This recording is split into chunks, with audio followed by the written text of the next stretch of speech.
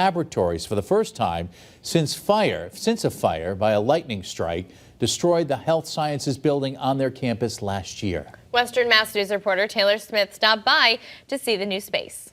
All is not lost after American International College in Springfield had to close down both Corniotis Hall and the adjacent LISA building for nursing and occupational therapy students after a fire caused by a lightning strike destroyed many laboratories and classrooms back in July of 2023. So initially, right after the fire, it was devastating, and that ultimately we had to scramble pretty quickly because the fire occurred at the end of July and we had classes starting at the end of August. While Corniotis Hall is still in the early stages of reconstruction, new labs have been created in the renovated LISA building on State Street, which has now been completely transformed into a modern occupational therapy learning space. Western Mass News spoke with Ellen Furman, who is the AIC's director of the Division for Nursing. She tells us what it was like after the fire and AIC's response plan to ensure training for students was not disrupted. Ultimately, we scrambled to find a secondary clinical space so that we could do our lab and our simulation.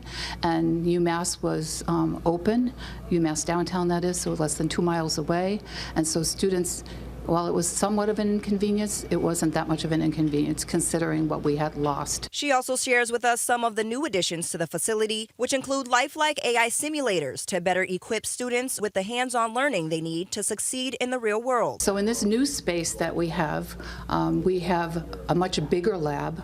We have more simulators. So we have a child, we have multiple infants, we have a birthing mother, we have a high-fidelity male, as well as 9 mid-fidelity to low-fidelity mannequins, so that's new. Western Mass News also getting to see some students in action. We spoke to Tori Epps, who is a junior. She tells us she is pleased with the new space. I love it in here, honestly. It's beautiful, beautiful building, beautiful lab, and it's like a nice learning experience for us to learn. She also tells us the interactive lessons are preparing her for real life. I'm more comfortable now going into an actual clinical setting and able to talk to my patients, not nervous, oh my God, how do I address them? I'm able to go in and be like, hey, my name is Tori, I'm gonna be your nurse today. I just feel more comfortable now. Now further reconstruction plans for the damaged hall are in the early stages of development.